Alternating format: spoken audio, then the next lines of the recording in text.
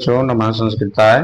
मैं आप सभी को अपने YouTube channel Sanskrit study bye आशीष सर के माध्यम से कक्षा 8 संस्कृत भारती का पंचमा पाठ स्फुट पद्यान के श्लोकों की हिंदी में व्याख्या देखेंगे और संबंधित पाठ के प्रश्न उत्तर को भी करेंगे।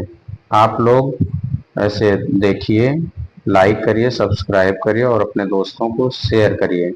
अपने प्रश्नों हेतु कमेंट बॉक्स के माध्यम से हमें मैसेज करिए और अग्रिम वीडियो है सुझाव भी दीजिए। आइए हम देखते हैं श्लोकों की हिंदी में व्याख्या। काकः कृष्णः पिकः कृष्णः को भेदः पिक काकयो बसंत समय प्राप्ते काकः काकः पिकः पिकः। काकः का अर्थ है यहाँ पर कौवा और कृष्णा का अर्थ है काला। पिकः का अर्थ है कोयल, कृष्णा का अर्थ है काला। को का अर्थ है क्या, भेद का अर्थ है अंतर। पिक काकयो मतलब कौवा और कोयल में। काकः कृष्णा कौवा काला, पिकः कृष्णा कोयल काली। को का अर्थ है कौन, भेदः का अर्थ है अंतर। कौन अंतर है कौवा और कोयल में। बसंत समय प्राप्त, जब बसंत ऋतु का समय प्राप्त होता है उस समय पर काकः काकः पिकः पिकः, कौवा कौवा हो जाता है और कोयल कोयल हो जाती है। बसंत ऋतु के समय में कोयल बोलना शुरू करती है, जिससे पहचान हो जाती है कि ये कौवा है और ये कोयल है। वैसे देखने में दोनों में कोई अंतर नहीं होता है, लेकिन बोलने से पता चल जाता है कौवा कौवा और कोयल कोयल। इस दूसरे श्लोक की व्याख्या हम लोग हिंदी में देखेंगे। विद्या विवादाय धनम मदाय शक्ति परेशान परपीडनाय खलस्य साधो विपरीतमेतत् ज्ञानाय दानाय चारक्षणाय।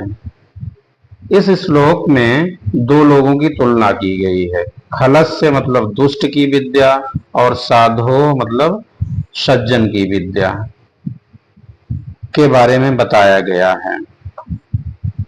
विद्या विवादाय, विद्या विवाद करती है जब वो खल के पास होती है। खलस्य विद्या विवादाय।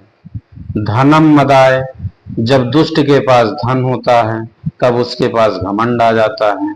शक्ति परेशान परपीडनाय, अगर जब दुष्ट के पास शक्ति होती है तो वो दूसरे को पीड़ित करता है, परेशान करता है।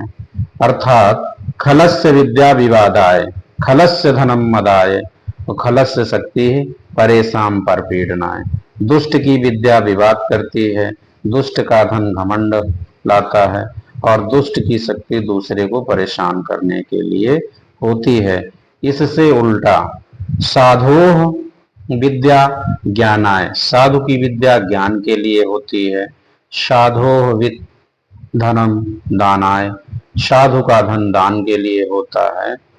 साधो शक्ति रक्षणाय, और साधु के पास अगर शक्ति और बल है तो वो दूसरों की उससे रक्षा करता है। क्रोधः प्रभवति लोभात् कामः प्रजायते लोभात् मोहश्च नाशश्च लोभः पापस्य कारणम।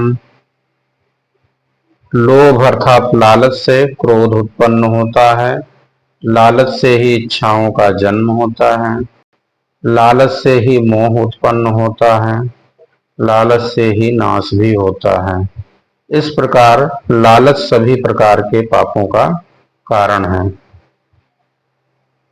प्रसाद सदनम सदयम हृदयम सुधा मुचो वाचः करणम परोपकरणम एसाम केसाम नाते बंद्या।